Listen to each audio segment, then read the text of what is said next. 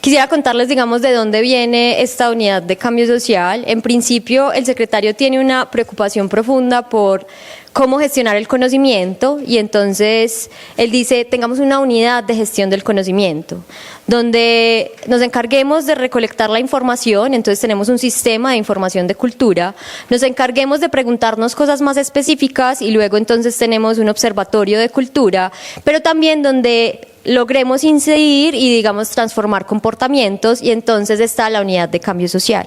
La unidad de cambio social hace básicamente tres cosas. Hacemos, digamos, un acompañamiento a otras dependencias, que un poco es lo que van a mirar, vamos a conversar en un segundo, y es intentar poner los estudios del comportamiento al servicio de todos los problemas públicos que tenemos, digamos, en la alcaldía.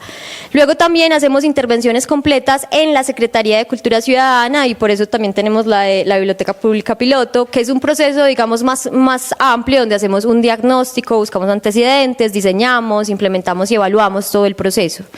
Y finalmente hacemos un proceso de transferencia del conocimiento, porque la unidad, pues digamos, como es un proceso que está en construcción, no podemos atender todos los problemas públicos, claramente. Entonces queremos dejar capacidad instalada en todas las, digamos, en las diferentes dependencias, y por eso tenemos un proceso de transferencia del conocimiento, para hacerse preguntas sobre la naturaleza humana y sobre cómo abordar problemas. Y eso, digamos, para eso es el taller, un poco de la transferencia que hemos hecho, donde hemos invitado, ya hemos tenido 2 cohortes y vamos a tener una tercera. Al final esperamos que invitarlos a eso y que se inscriban también a esa última cohorte. Y al final hemos tenido muy buen avance, digamos, con esa apropiación del conocimiento de aproximadamente el 70%, evaluando conocimientos, actitudes, comportamientos y habilidades. Secretaría de la Juventud, aquí nos acompaña Gregorio, trabajamos en el proyecto Parceros. Entonces, Grego, cuéntanos un poco cuál fue ese problema inicial, ustedes cómo identificaron, acá podemos vincularnos con estudios del comportamiento, como esa fase inicial. Particularmente Juventud se encarga de un público de jóvenes que ni estudian ni trabajan, y hacemos una intervención con terapia cognitivo-conductual, donde a partir de una cosa que técnicamente se llama el moldeamiento, le enseñamos a los jóvenes a tener un cambio en sus conductas a partir de repetir rutinas de cara a que estén mejor preparados hacia el empleo. Esa era como la premisa inicial, pero teníamos, el problema grande que teníamos es salimos, hicimos una focalización, identificamos unos jóvenes, luego estos jóvenes no llegaban a las sesiones, teníamos un problema pues de asistencia muy grande, y básicamente ahí es donde buscamos pues a la unidad de cambio para que nos ayudara a que estos jóvenes llegaran a las sesiones. Y pues hay muchas lecciones aprendidas de este año, pero básicamente nos lo estamos pensando todo el año entrante como una experiencia de usuario que tiene que ser muy coherente, toda datada o a partir de, pensada desde la persona, desde su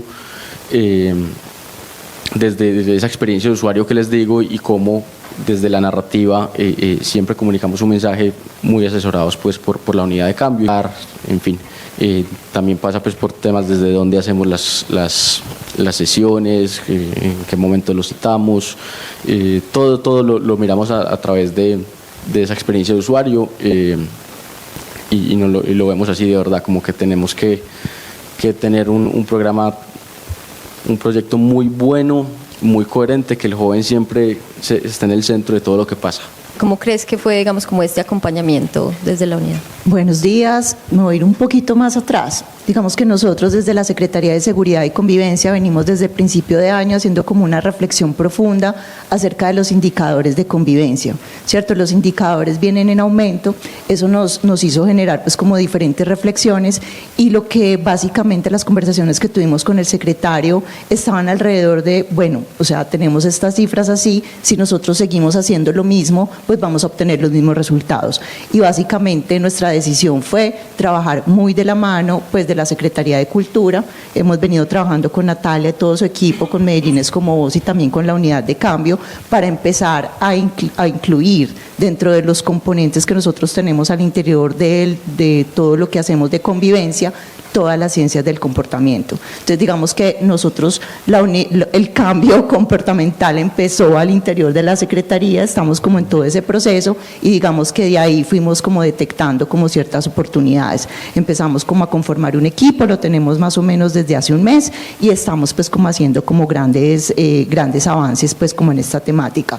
Uno de esos fue precisamente que nosotros teníamos un taller que diseñó una profesional maravillosa con la que contamos, que es María José Pamplona. María José tenía un taller muy atractivo, pero con un nombre muy largo.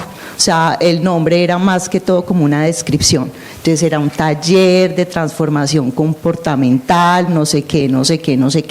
Entonces digamos que era un taller supremamente importante, pues como muy atractivo, porque lo que nosotros estamos pretendiendo es que las personas tengan herramientas para autorregularse, ¿cierto? Entonces, pues básicamente, pues María José pues, y el equipo tocaron las puertas de la unidad comportamental y revisaron pues como ese taller, ¿cierto? Entonces María José les contó cómo era el taller, los invitó a una de los talleres que ella estaba realizando con la comunidad y a partir de ahí realizaron pues como una observación y en esa observación aparecieron esas preguntas de las que ya sabemos que son expertos y se fueron como encontrando determinadas respuestas. Entonces en el taller pues la primera reflexión que se hizo fue, bueno, este taller tiene un nombre muy largo, es poco atractivo, la gente realmente no entiende a qué es a lo que va a ir y el taller tiene tres pasos muy importantes que se resaltan en el nombre y que también pues resaltan pues como en lo que se está haciendo.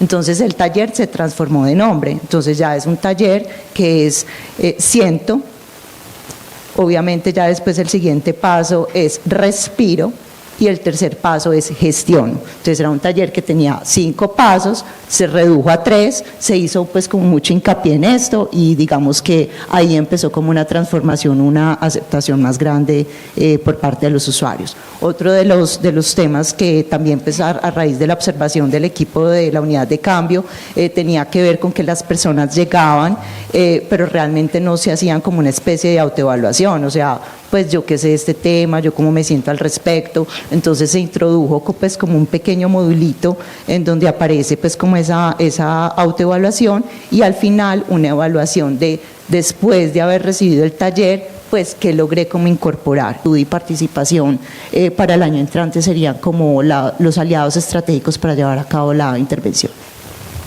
Súper. Caro, cuéntanos un poco más sobre el diseño de esta intervención. ¿Cómo llegaron al semáforo?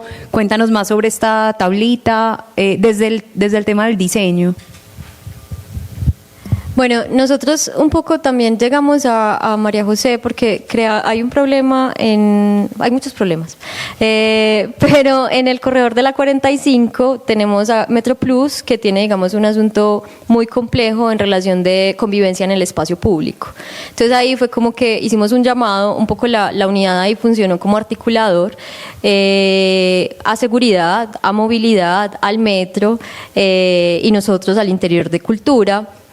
Entonces también pensábamos cómo hacemos que esto tenga sentido y converse. Entonces ahí fue que nos sentamos con María José y dijimos como, por ejemplo, en un primer momento yo creo que este taller es muy útil de cara a esas personas que van a estar en el corredor y queremos que se articulen muchas acciones en ese corredor de manera que no sean cosas aisladas, sino que estén como coordinadas y que funcionen muy bien. Entonces, digamos, en principio pensamos también como lo del...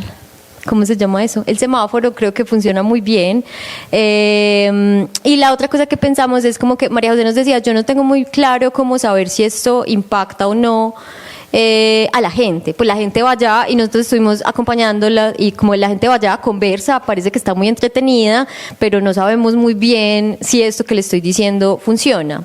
Un taller, digamos, es un medio, aprender no es necesariamente un comportamiento observable y medible, pero es, digamos, un comportamiento intermedio entre la voluntad de algo y el comportamiento, se llama mediador.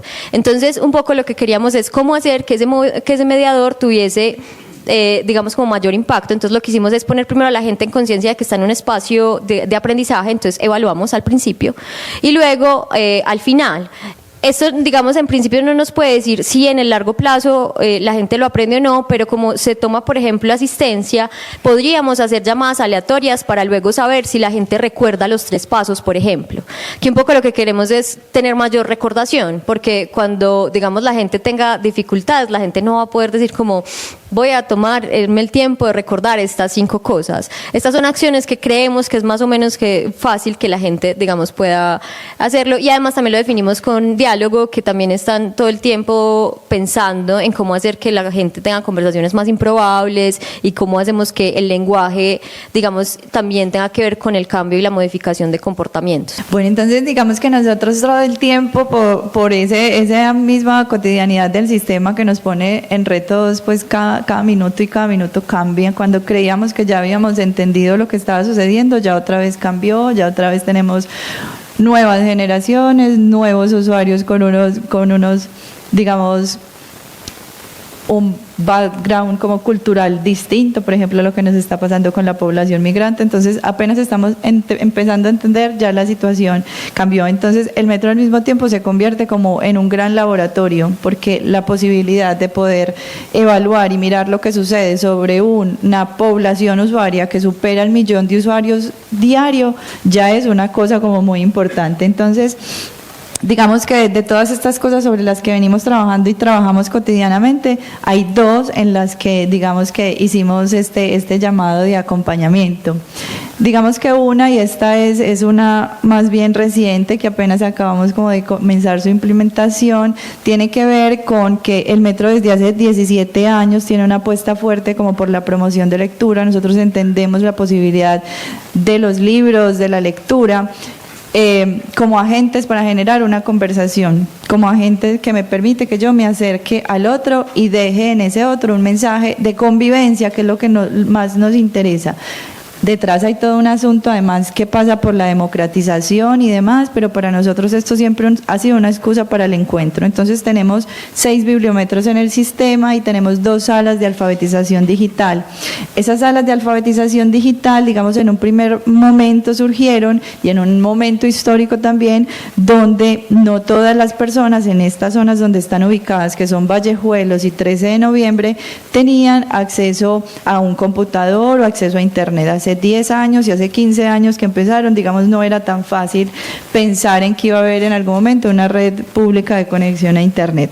Entonces surgieron estos espacios como una forma de aportar a ese cierre de brechas. El hecho que una persona en una comunidad como esta pueda tener un computador donde pueda al menos diseñar una hoja de vida, buscar una plataforma de empleo, ya para nosotros era muy valioso. Entonces el tiempo nos fue mostrando que esto dejó de ser como una prioridad o un asunto importante para esas personas, porque ya eso estaba resuelto a través del celular, por ejemplo.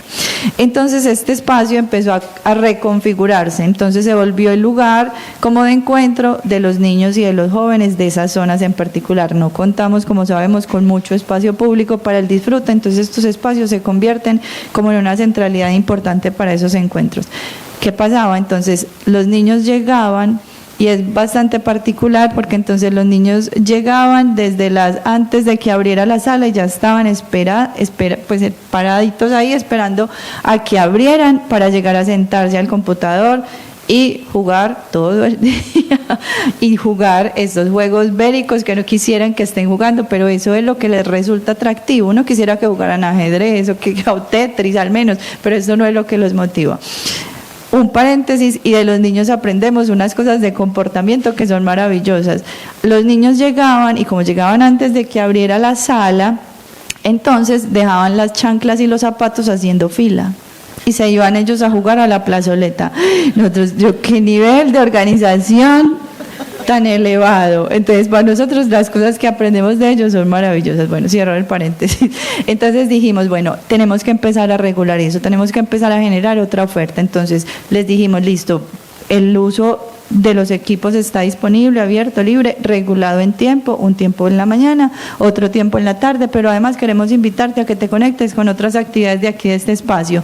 Entonces les diseñamos una pequeñita sala de lectura, le pusimos unos cuentos hermosos de los que podemos acceder gracias a la alianza que tenemos con Confama, pero resulta que si esto no está interiorizado, si no ha pasado y no ha atravesado la vida de esos niños, ellos no es fácil que vayan y tomen un libro por su cuenta y lo lean, y más cuando digamos que tenemos dentro de estas prácticas, digamos que hemos aprendido hasta el colegio de cómo se hace promoción de lectura y es, venga yo le leo y ahora dígame qué entendió y ahora dígame eso qué le aporta para su vida, eso no estaba funcionando bien. Entonces, digamos como con esa inquietud de buscar mejores formas, entonces aparece esta propuesta muy hermosa del equipo que es una bitácora de aventuras. Entonces, de entrada no estamos teniendo pues como un documento que dé cuenta de su proceso de lectura, sino cuéntenos qué eso que le generó, qué le emocionó, cómo eso en realidad es una aventura.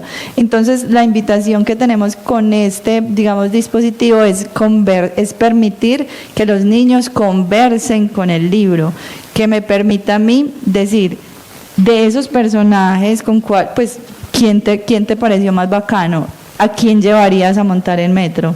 ¿O a quién le darías un abrazo? Incorporamos otros mecanismos de animación a la lectura. Entonces, ¿de qué forma con la música? ¿De qué forma con un asunto performático o de teatro? Generamos esa conexión con el texto. De hecho, una de las experiencias que estamos teniendo hoy y que será objeto como de otras conversaciones es que estamos desarrollando la hora del cuento en el bibliometro de la Estación Acevedo en lengua de señas. Entonces tenemos un modelo de lengua y cultura que hace ahí aprendí que hay interpretación y que hay traducción también. Entonces los niños están teniendo esa experiencia de lectura, pero también viendo cómo eso atraviesa la vida de una persona sorda y cómo ella interactúa con eso. Entonces, de entrada los niños están emocionadísimos con el hecho de poder hacer uso de su cuerpo de otra manera.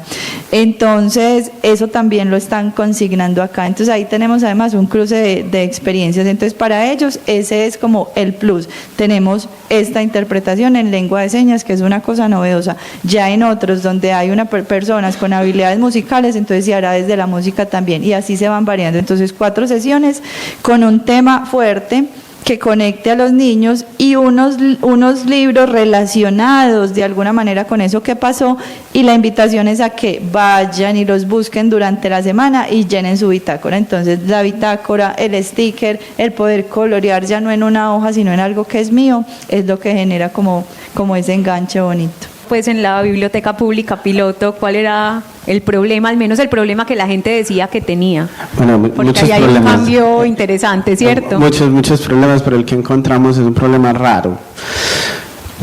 Y es que la gente ponía quejas de que los niños hacían mucha bulla en la sala infantil. Esa es una queja rara porque es como decir, el niño es niño, ¿cierto? El niño hace bulla en una sala que está más o menos acondicionada para que el niño sea un niño, ¿no? Entonces, en algún momento en la biblioteca se tomó la decisión de pues, que había que callar a los niños porque los señores que querían leer, los niños lo interrumpían, ¿cierto? Eso generó otro problema, y es que las señoras, las madres, cuando llegaban con los niños decían, pero pues, si yo traigo al niño es para que pase bien y no sea como en el colegio con la directora de disciplina que usted se calla, atiende y le hago una evaluación al final. Yo no traigo al niño aquí para la biblioteca. Y entonces empezaron a irse las madres y empezaron a irse los niños, y fueron las madres las que empezaron a poner las PQRs diciendo que a los niños no los dejaban ser niños en la biblioteca. Entonces teníamos un problema doble a partir de una cosa, a partir de una situación, y que también en términos de gestión es muy raro. O sea, una decisión de atender las solicitudes de los señores que los niños hacían bulla y atender las solicitudes de las madres que se iban de la biblioteca con sus hijos, que es un público que nos interesa y que es fundamental, porque pues había unos señores que ponían. Entonces, ahí empezamos a conversar con todo el mundo, fue providencial que, digamos, la aproximación, y nos dimos cuenta como de 2 cosas muy chéveres, y es,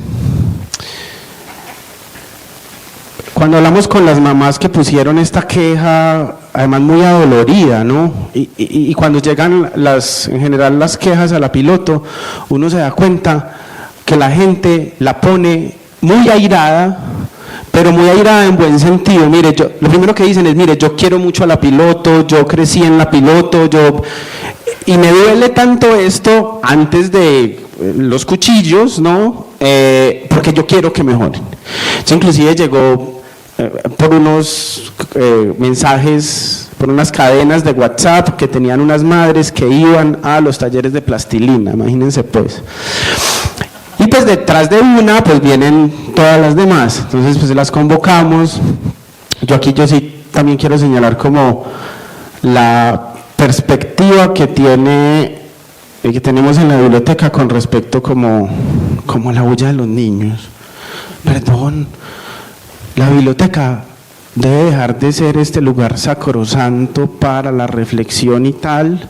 Es decir, un lugar donde antes todo era silencio y de pronto había un lugar de ruido con una sala infantil por allá aislada, con una pecera con vidrios antirruidos, hacer todo lo contrario. La biblioteca debería ser un espacio vivo, hasta cierto punto bullicioso, donde eso no sea un problema y tenga una o dos salas para que la gente se aísle a leer en silencio absoluto. Es decir, como que debemos pasar de este control del ejercicio de la lectura entendido como un ejercicio monacal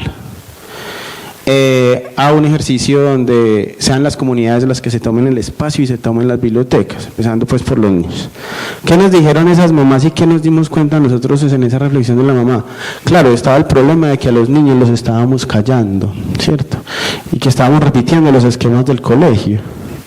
Pero nos dimos cuenta que esas mamás que venían, lo que habían perdido era una cosa más importante, que era cuando los niños iban y estaban en las horas del cuento y en las actividades que hacíamos con ellos, las mamás conversaban entre ellas.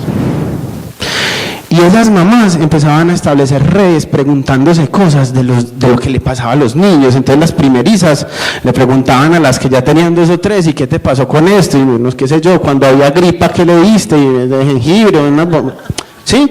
O qué lectura hay. Ese era un problema que trascendía efectivamente como las. ¿Y qué fue lo otro que encontramos? Que estos señores, que uno de entrada por la queja uno decía, este viejo antipático, cascarrabias, pues vamos a conseguir unos audífonos pues para que se aísle, no sé, leyendo el colombiano pues medita 0 decibeles, es raro. Entonces, señor, vaya por favor al otro lado. Nos dimos cuenta que los señores estaban preocupados por los niños. Es que a un niño sale corriendo, gritando, se le cae una estantería de eso y el niño se quiebra, pues. No, yo no le voy a dejar resumir eso así porque esa intervención es muy bonita, Esteban. No. Nos devolvemos una, por favor. Usted nos cuenta sobre la escalera, por favor. Descubrimos, yo creo que descubrimos es como una indulgencia con un Padre Nuestro género. Nosotros estuvimos como atentos a apoyar las ideas que ustedes tenían y tiene que ver es justamente con cómo hacemos que se vinculen esos padres a los ejercicios que se hacen en la sala Pedrito Botero. Eso significó también, por ejemplo, pensar en las cuestiones del espacio, es decir, cómo establecemos un relato que vincule a esos padres con el ejercicio que hacen los niños. Entonces tenemos el nombre de Pedrito Botero y a partir de eso se conceptualizaron algunas actividades para acompañar a esos niños y vincular a los papás. Aquí yo también debo reconocer que fue un trabajo muy importante y que en la biblioteca y en algún punto también dijo, venga, tengamos también muy en cuenta a las personas que históricamente llevan trabajando en la sala infantil, que ese es un punto yo creo que también que hay que resaltar. Uno de entrada podría pensar a decir, pero si esta gente lleva trabajando tanto tiempo ahí, esto ya no debería ser un problema, ¿cierto?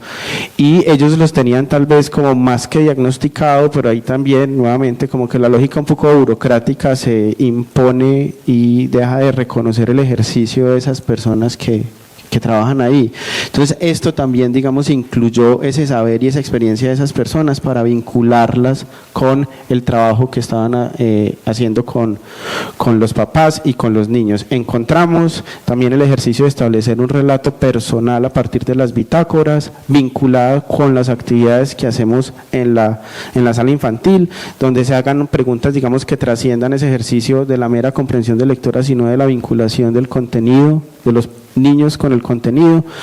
También, digamos, una relación de continuidad con los papás. Esto no es una bitácora que se llene en un solo día, sino que un poco el papá, a partir de ese material o esa materialidad concreta, pues, de lo que llena el niño, pues se le convierte también en una actividad hacer al papá y, digamos, inclusive también en una noción de estímulo, como una suerte de álbum que el niño hace con sus lecturas, y pues también ejercicios de la confianza que creo que también están, como con los stickers. El niño va a tener stickers y hace actividades y él mismo se va, pues, digamos, se va a gestionar la puestica del sticker. Y pues digamos, son también actividades que se hacen grupales. Entonces también ahí hemos pensado como que los niños también comiencen a ser responsables de su grupo, comiencen a jugar roles dentro de su grupo, en términos de que, por ejemplo, sean los mismos niños los que se lean a niños o jueguen papeles con respecto también a la gestión de la sala misma. Estas son las herramientas que usualmente pueden funcionar. Entonces, uno lo que hace luego es usar estos modelos, que en este caso hicimos como hacerlo atractivo, hacerlo social, basarnos mucho, digamos, como en la relación de los niños, pero también con los papás, pues como que usamos ese tipo de herramientas. Y luego otra cosa que es muy importante sobre esto es, esto no es una solución absoluta, estamos piloteando en este momento. O sea, en este momento lo que va a ocurrir es que vamos a hacer la transferencia de la bitácora, hicimos la instalación de la marcación y esto, y vamos a mirar si en efecto después de eso los niños tienen otro tipo de habitabilidad en el espacio, y vamos a volver a hacer encuestas dentro de la biblioteca a ver cuál es la percepción y si cambia, pero uno todo el tiempo está testeando. Pues los estudios del comportamiento nos dan unas bases, unos principios, pero todo el tiempo estamos diciendo como pues es mejor testear y luego mirar si sí funciona, y entonces lo escalamos a otros espacios, pero un poco es eso, es como hay unos principios generales, los ponemos a disposición de eso. Nosotros no sabemos de niños precisamente, pero por eso hablamos, y por eso hablamos también con las personas de la sala infantil. O sea, es esas cosas, es no desconocer que hay unos públicos específicos y conversar con ellos, tomar esas herramientas y luego poner también nuestros, digamos, principios generales a disposición. Muchas gracias a todos. Esteban quiere decir algo, ¿cierto? Sí, pero es una bobadita. Diga. Diga. No, es justamente esta noción como de testeo, de pilotear en la piloto el ejercicio, porque nos pasó una cosa muy simpática. Cuando ustedes nos presentaron las primeras propuestas, yo recuerdo que fue una reunión un poco extraña, porque vamos a tratar de atender estos problemas en la sala infantil, y como por el afán que nosotros tenemos en la biblioteca como de tratar de organizar todo el tiempo, lo que hizo fue, se vinieron todos los problemas de la sala infantil, ¿cierto? Y yo creo que Carolina dijo como, venga, no, pero yo vine fue a proponer un piloto de tal cosa, y pues yo entiendo todo, digamos, la magnitud de las situaciones, y también ahí fue como un encuentro como institucional, donde también la biblioteca se dispuso a esa noción de prestar atención desde un ejercicio experimental de decir, vamos a ver cómo nos va con esto. Puede que nos vaya muy mal, ¿cierto? Pues espero que no. Pero pues al menos estamos atentos para identificar esos problemas que nos permitan como desarrollar sí soluciones de fondo en el futuro. E insisto nuevamente, como hacer de la biblioteca un espacio que esté tomado por las necesidades y las aspiraciones de las comunidades y de los públicos, y no los requisitos de los bibliotecarios o de las PQRs. Todos, muchas gracias. Eso sí. Muchas gracias por compartir su experiencia. Muchas gracias, digamos, por contarle a todos cómo funciona, digamos, una unidad de cambio social en el marco, digamos, de las acciones públicas y de los problemas públicos. Muchas gracias a ustedes, pues, por la disposición. Les digo también una cosa sobre este proceso. Para nosotros, la disposición de la gente es fundamental. Pues la disposición que tienen, digamos, las diferentes secretarías u organizaciones es fundamental para que esto tenga algún sentido. Pues que yo vaya y diga, mira, yo hice estas otras preguntas y me encontré esto, y te digan, ok, lo puedo escuchar, lo puedo cambiar, o te digo como, mira, yo creo que esta narrativa que tenías no funciona tanto, ok, entonces intentemos cambiarlo. Eso también es muy importante, entonces también muchas gracias a ustedes por aceptar, digamos, como este acompañamiento.